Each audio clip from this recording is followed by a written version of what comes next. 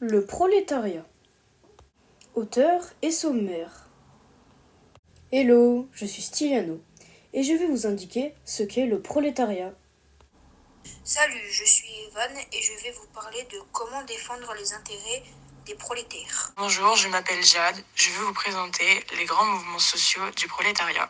Bonjour, je m'appelle Nathaël et je vais vous parler des avancées sociales en mouvement comme celui de Germinal.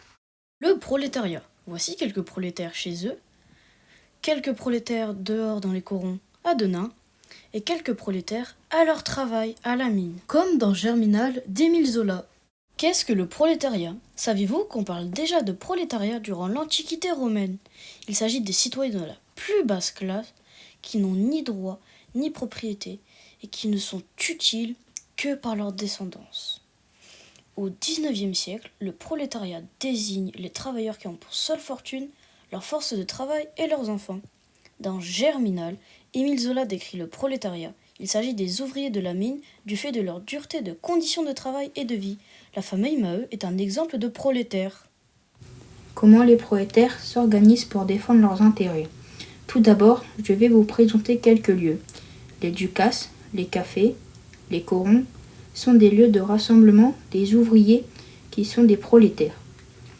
Jean Jaurès, politicien socialiste, met en garde les ouvriers de la mine contre les bourgeois. Comment ils s'organisent ? Voici quelques exemples de réalisations collectives. Pour survivre, les ouvriers ont l'idée de s'entraider et créer une mutuelle. Pour être membre, il faut payer le droit d'entrée et une cotisation.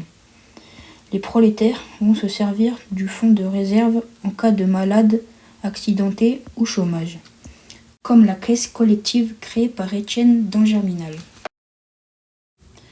Les coopératives ont été créées en 1815 pour l'entraide entre prolétaires pour mettre en commun des biens et des services sur un principe de solidarité. Les syndicats ont été créés en 1864. Ils servent à protéger les travailleurs contre les risques liés à l'utilisation des machines dangereuses. À la fin de Germinal, Étienne repart à Paris pour concentrer ses efforts à l'organisation syndicale. Les bourses du travail ont été créées en 1887. Les ouvriers peuvent se rencontrer et s'entraider. On y parle beaucoup de la grève comme une arme de destruction du capitalisme. Les bourses du travail et les syndicats décident de se fondre en une seule organisation, la Confédération générale du travail, la CGT. Quels sont les grands mouvements sociaux ? Déjà, qu'est-ce qu'un mouvement social ? Il s'agit de l'ensemble des événements au cours desquels certains groupes, comme ici les classes sociales, cherchent à modifier l'organisation de la société en fonction de leurs idéaux.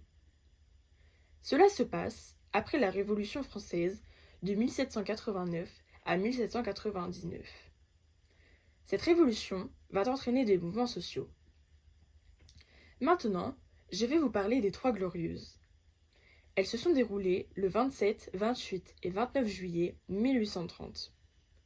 Cela est pour ces 3 jours de lutte que nous les surnommons les Trois Glorieuses, ayant pour but de mettre un nouveau roi à la tête de la France. À présent, la Révolution française de 1848, nommée également Révolution de février. Celle-ci s'est passée à Paris du 22 au 25 février. Elle est la 3e révolution française après celle de 1789 et celle de 1830.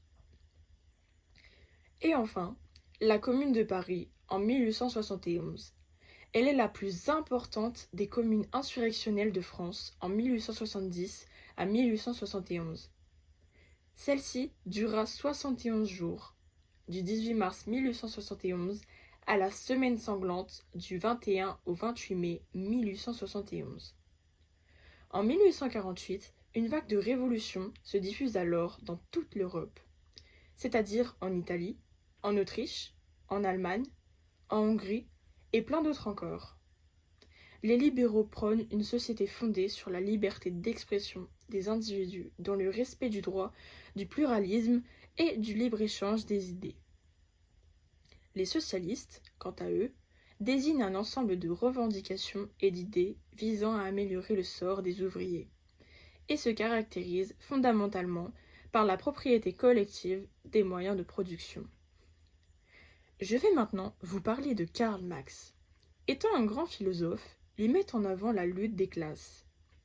Il est contre l'exploitation des travailleurs et il dénonce le capitalisme.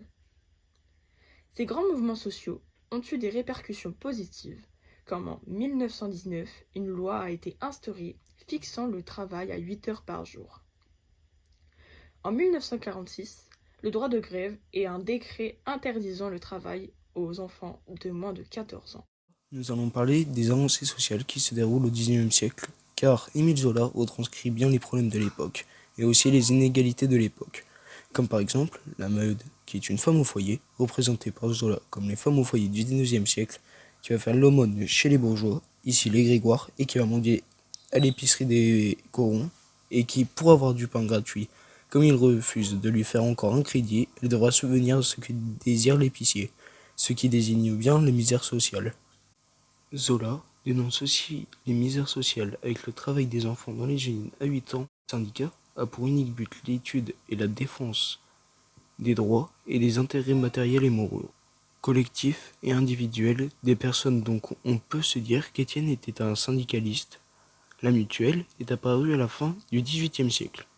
Il est considéré comme le plus vieux mouvement social français qui, dans Germinal, fait penser à la caisse que crée Étienne. L'association de syndicats fait la dénonciation de la bourgeoisie, comme dans Germinal quand ils se rejoignent dans la forêt. Le socialisme, phase transitoire entre la disparition du capitalisme et l'instauration du communisme, apparition du socialisme qui désire lutter contre les nombreuses injustices, Karl Marx est contre le capitalisme et Jean Jaurès est pour le socialisme. Dans Germinal, on retrouve le socialiste Souvarine, qui est russe. Bonnemort représente la mine, qui se retourne contre la bourgeoisie avec la fille des Grégoire quand il la tue.